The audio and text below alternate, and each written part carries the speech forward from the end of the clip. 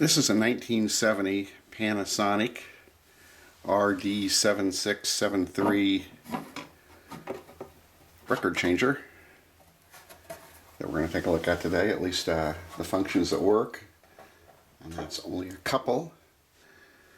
I bought this recently off of Craigslist for a few dollars. It was supposedly not working very well, and that was correct. It's not working very well.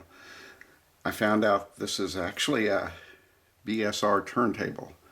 Although there's no BSR thing there, it looks like maybe it came off. But this is one of their earlier, this is the A12 from BSR. Although all the functions look a little different. Let's take a look at it. Alright, under the dust cover we have the changer. We have our 4-speed selector switch.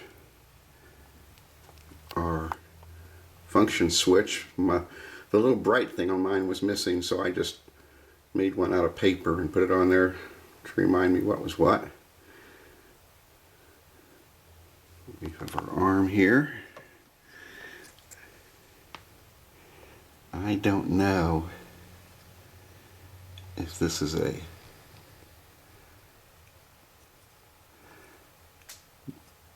double sapphire tip or a single sapphire tip. I can't quite tell. I know some people can. I can't. Down in the arm here we have, I see 3 screws. One would be for stylus pressure. One would be for tone arm height. And one would be for the set down location. Panasonic on the front. Oh, and today we're going to pair this using the 1973 RCA Receiver and 8-track changer. I have a video about this already on my channel, although at the time I don't think I knew it was a 1973. I'll put a link to that in the description. We won't focus on that today. Let's see. So that's probably missing. The little bright there was missing. Let's turn around and look at the back. Alright, the back is pretty plain.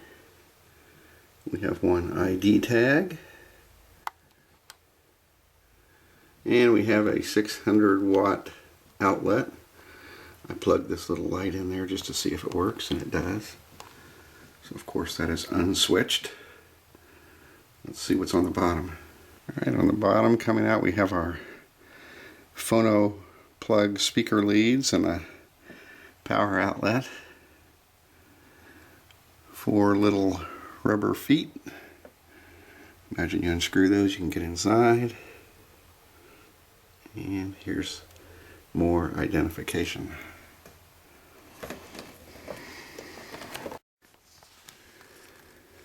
I did manage to find this in the 1970 Panasonic product catalog. The Phonomate 4-speed automatic changer in walnut cabinetry matches to the Barrington. I don't have the Barrington, do I?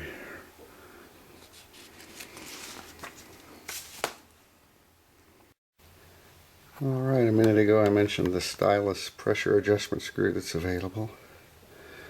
Let's see what this tests at here.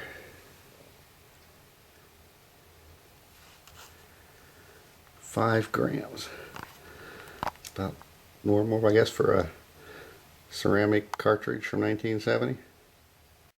Alright, before we play anything, I want to point out this has one of these little dust brushes you can clip on the edge here. But really, if it's good for anything, it certainly isn't good for a 45, because even at the beginning of the wax, the brush is already almost toward the end. If it was set down, I'm not going to set it down, but on a 33 1/3, it would have enough distance to clean some stuff, but not on a 45.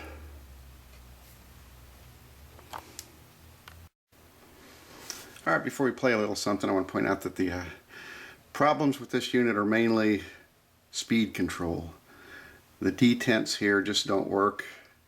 It's always going in and out of various speeds. And using the spindle adapter, it doesn't drop anything. So there's something wrong there. But the 33 1/3, when I set them up here, it will drop them. But unfortunately, when it drops them, and I have it set on 33 1/3, the selector switch either goes to 16 or 45 or somewhere in between. And by then the record's all the way out here and I can't get my finger on here to change it back, so it's kind of useless to put the 33 1/3 up there too.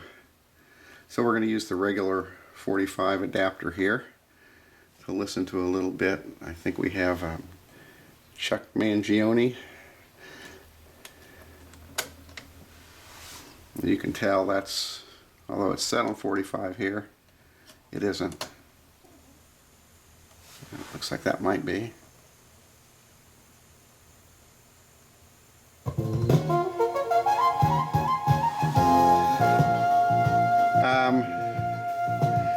We're using some not very good realistic Optimus 2 speakers here that are connected to the RCA receiver.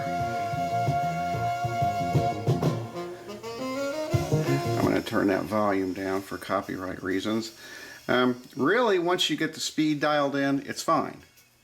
It's just it wants to move.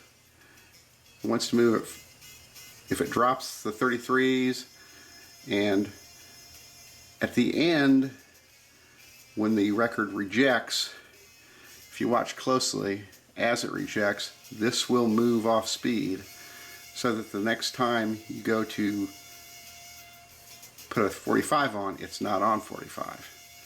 I have figured that out. There's something in here that's funky. I'm going to have to try and dig around in there to fix that. But other than that, it's okay.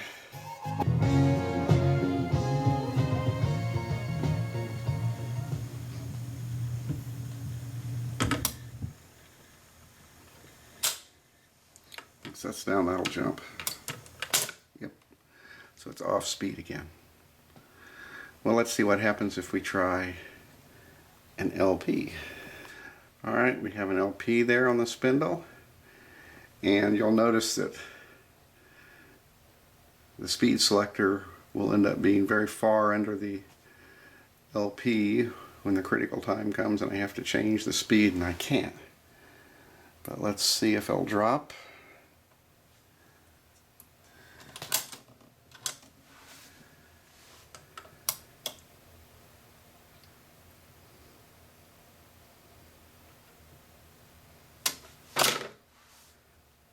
It's going awful slow, isn't it?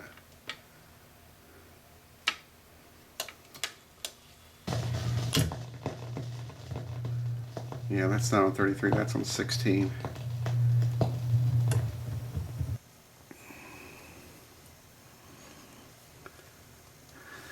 Alright, I think I got it on 33 there.